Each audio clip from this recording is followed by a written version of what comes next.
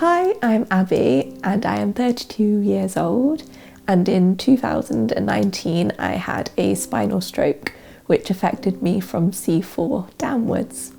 The day that it happened, 10 minutes prior I'd actually driven my car, and then I got home and my chest started hurting. So I went upstairs to lie down, and then all of a sudden my hands started scrunching into fists, and that's when I knew something was wrong.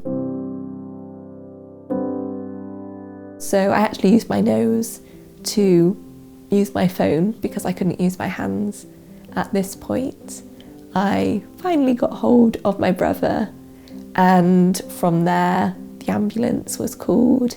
But to be honest, nobody knew what was going on, and I went up from the ED department to the neurological department, and then eventually down to ICU, where I was put into an induced coma and I woke up on a ventilator.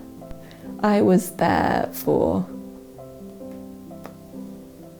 2 to 3 years.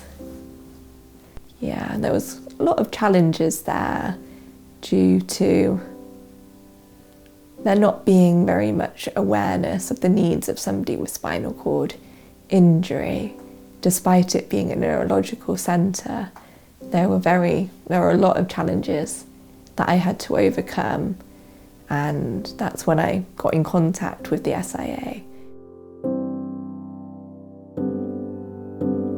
We got in touch with Karen Biggs, who's a clinical nurse specialist with the SIA.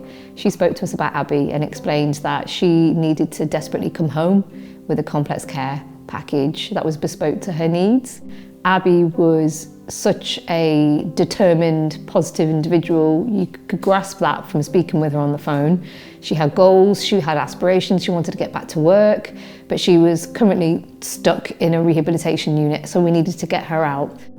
It was a long journey to come home. Having been in healthcare settings for years, it was a very big adjustment to just getting back to normal life. I can't do things in the same way that I used to do, so how am I going to learn to do things in a different way so that I can still do the things that I want to do?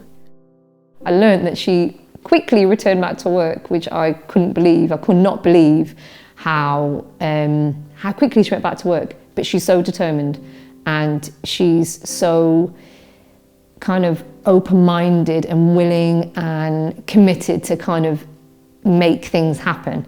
And from our perspective, we just want to be able to support her, to enable her to thrive. And she's just soaring, and we're so happy and proud for her.